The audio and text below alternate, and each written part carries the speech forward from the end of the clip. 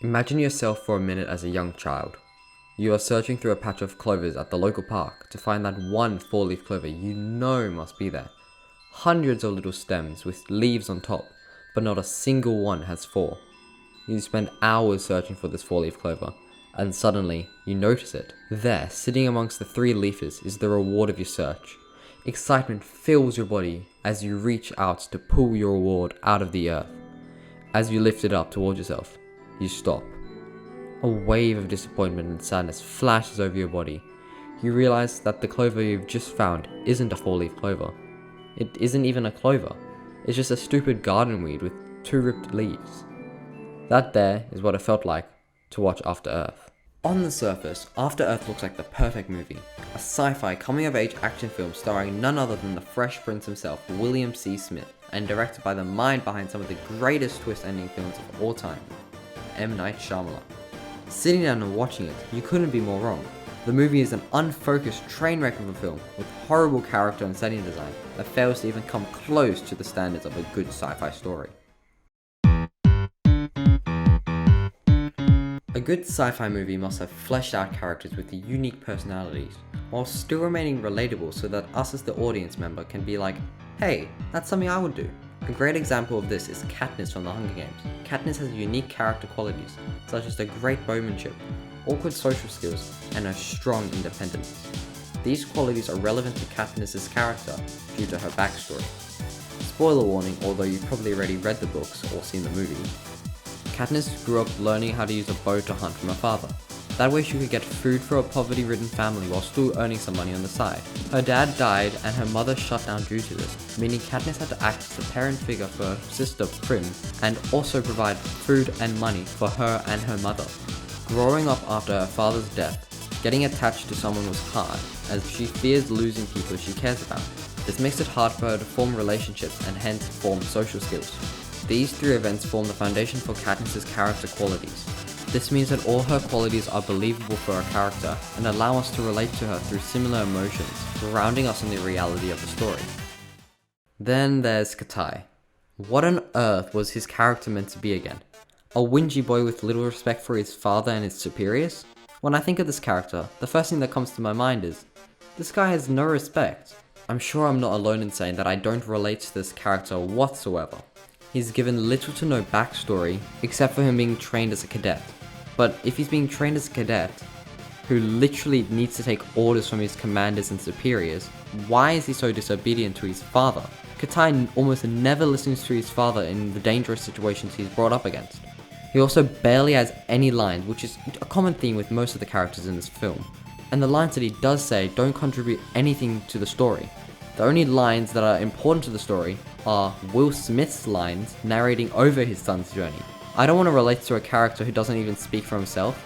I also don't want to relate to a character who has no likable traits whatsoever. I want to relate to a character that makes me want to go like, I want to be like him. This makes it incredibly hard for us to ground ourselves in the reality of After Earth. Arguably, setting is the most important aspect of what makes a sci-fi story entertaining and unique. The setting must be interesting, fleshed out, and fit into the story. What I mean by that is, the setting shouldn't be able to be replaced by another majorly different setting. A good example of setting is Back to the Future.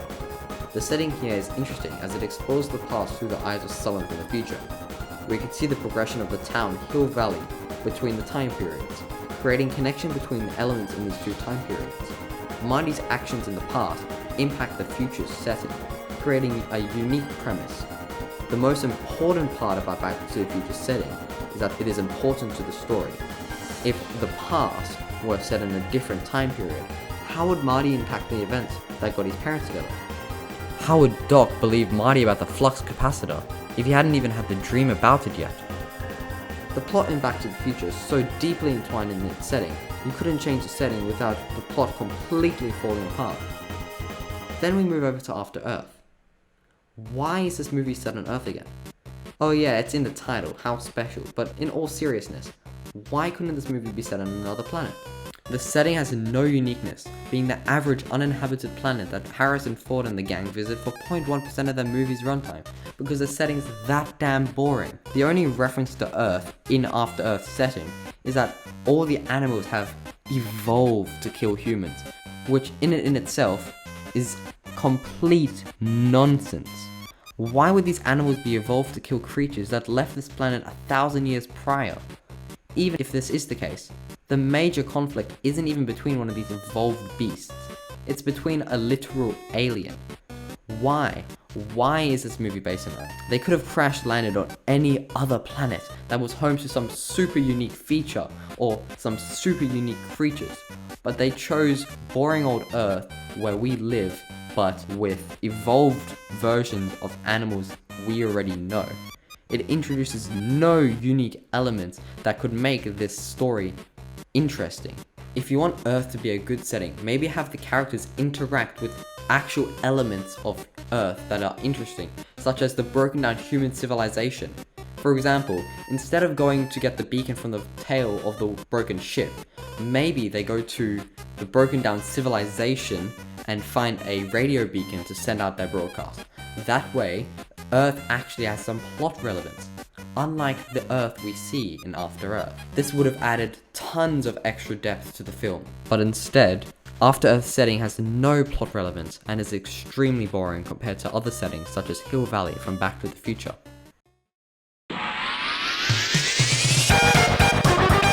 So, After Earth. This movie is a huge disappointment as a sci-fi movie. It fails to create interesting characters that are relatable, as well as not achieving a fleshed out and well integrated setting. Unlike other sci-fi movies, After Earth feels like you're watching the events take place through a pinhole, rather than actually being immersed in the story and the world. This makes it hard for us as the audience to learn the messages and feel the emotions presented in the film.